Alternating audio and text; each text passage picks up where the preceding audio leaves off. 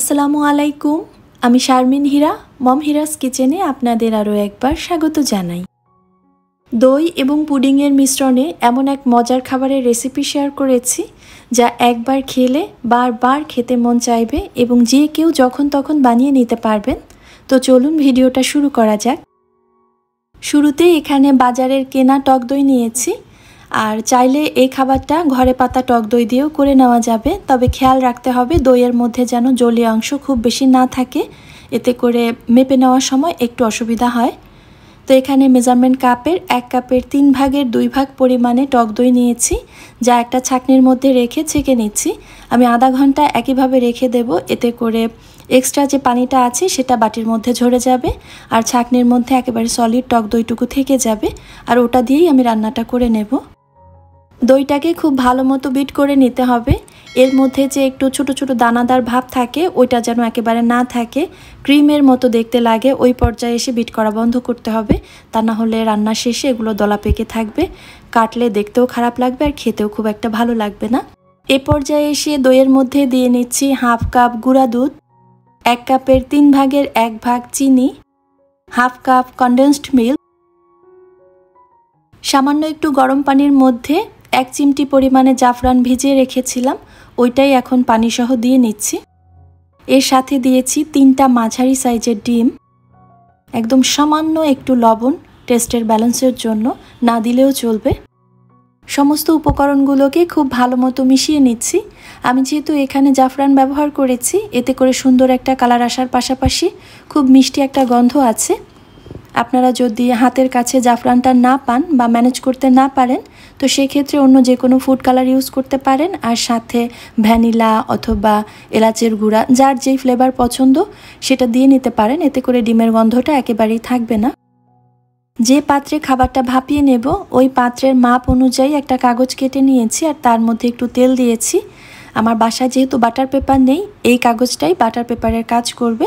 আর চারপাশটাতেও একটু তেল লাগিয়ে নিচ্ছি, যাতে করে পরবর্তীতে খোলার সময় ভেঙে না যায়। এই যে দেখছেন সুন্দর করে তেল মাখিয়ে নিয়েছি। এরপর ওই যে মিশ্রণটা তৈরি করেছিলাম ওইটা এই বাটির মধ্যে ঢেলে দিচ্ছি। এ পর্যায়ে এসে রাইস কুকারের পাতিলের মধ্যে পর্যাপ্ত পরিমাণে পানি দিয়ে ঝাঁঝরিটা বসিয়ে পানি গরম হয়ে যাওয়ার পর মিশ্রণ তৈরি করে রাখা যে বাটিটা আছে ওটা বসিয়ে দিয়ে এর উপর এক্সট্রা একটা ঢাকনা দেব, যাতে অতিরিক্ত পানি ভিতরে ঢুকতে না পারে। আর তার উপরে রাইস কুকারের যে ঢাকনাটা আছে ওইটা দিয়ে উপরে যে ছিদ্র থাকে ওটা বন্ধ করে দেব, এতে নির্দিষ্ট সময় রান্নাটা হয়ে যাবে। এইভাবে রেখে না নাড়াচাড়া করে আমি একেবারে 30 মিনিট রান্না করেছি। যাদের রাইস কুকার নেই তারা চাইলে বড় পাতিলের মধ্যে পানি দিয়েও এভাবে বাটি বসাতে পারেন। আমরা পুডিং যেমন সেট করি তেমনই রান্না করে নেবেন, কোনো সমস্যা নেই। আর এই যে দেখছেন আমার রান্নাটা হয়ে গেছে। উপরে যে জাফরান দিয়ে নিচ্ছি এটা অপশনাল, এটা দেখার সৌন্দর্যের জন্যই দিয়েছি। এরপর আমার বাটিটাকে আমি 1 ঘন্টা ফ্রিজের নর্মাল চেম্বারে রেখে ঠান্ডা করে নিয়েছি, আর দেখতেই পাচ্ছেন একেবারে সেট হয়ে গেছে। পুরোপুরি ঠান্ডা না করে চারপাশ ছাড়াতে গেলে অথবা উল্টাতে গেলে ভেঙে যাওয়ার ভয় থাকে, এজন্য কমপক্ষে 1 ঘন্টা ফ্রিজে রাখতেই হবে। এর থেকে বেশি সময় রাখতে পারলে আরও ভালো। আর এই ধরনের ভাপে সিদ্ধ খাবারগুলো উল্টে নেওয়াটাই কিন্তু সবথেকে বড় পরীক্ষা, আর এক্ষেত্রে অধিকাংশ মানুষের ক্ষেত্রেই খাবারটা ভেঙে যাওয়ার ভয় থাকে। তো দেখতেই পাচ্ছেন কত সুন্দরভাবে কাগজটা তুলে নেওয়া গেছে। আমি আবার অন্য পাশটা উল্টে দিয়েছি দেখার সৌন্দর্যের জন্য। এটা যে কেটে নিচ্ছি এটা দেখে বুঝতে পারছেন এটা কত সফট, তবে ভেঙে যাবে না, এই খাবারের এটাই বৈশিষ্ট্য।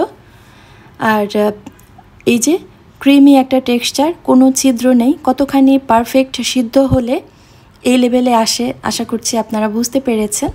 আর খাবারটা মুখে নিলে মিলিয়ে যাবে, আর আশা করছি একবার যদি খান এর স্বাদ আর কখনোই ভুলবেন না। এটা না ভাপা দই আর না পুডিং, এর মিশ্রণে অসাধারণ একটা খাবার, যে কোনো নাম দিতে পারেন, সমস্যা নেই। আমার আজকের ভিডিও যদি আপনাদের কাছে ভালো লেগে থাকে প্লিজ ভিডিওটিতে একটা লাইক দিতে ভুলবেন না। আর এই ধরনের সহজ রেসিপি আরও পেতে চাইলে আমার চ্যানেলটিকে সাবস্ক্রাইব করে নিতে পারেন। আজকের ভিডিও এখানেই শেষ করছি। আল্লাহ হাফেজ, আসসালামু আলাইকুম।